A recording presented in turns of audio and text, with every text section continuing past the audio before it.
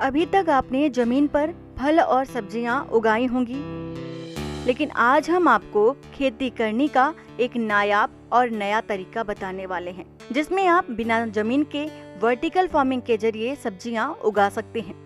करनाल के Indo Israel सब्जी उत्कृष्ट केंद्र घरौंडा में कुछ इस तरह से खेती कर नए नए कीर्तिमान स्थापित किए जा रहे हैं। यहाँ पर वैज्ञानिक बिना मिट्टी के वर्टिकल फार्मिंग के जरिए सब्जियां उगा रहे हैं।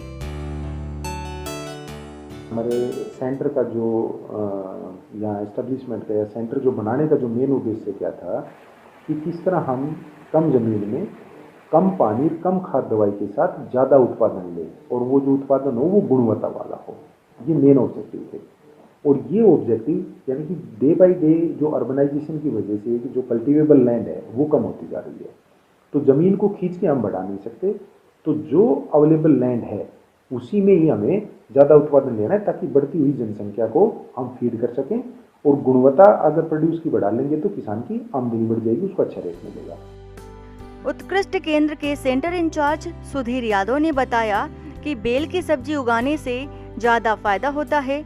इन सब्जियों में घिया, लौकी, टमाटर, मिर्च, बैगन, खीरा जैसी कई सब्जियां शामिल हैं।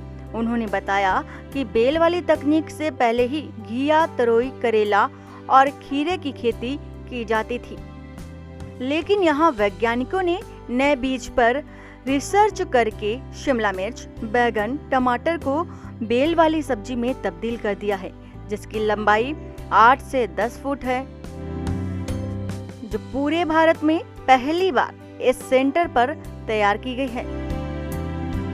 छोटे जोत वालों को ही फायदा होगा। जिसके पास ज़्यादा लैंड है उनका तो वो क्या है कि उनके पास लैंड ज़्यादा है तो वो कैसे भी उगा ले। जैसे मैंने बताया कि 1 एकड़ का उत्पादन हम उससे चौथाई हिस्से में ले सकते हैं वर्टिकली ग्रो करके। तो जो जिसके पास स्मॉल होल्डिंग है उन किसानों के लिए तो ये वरदान साबित होगी।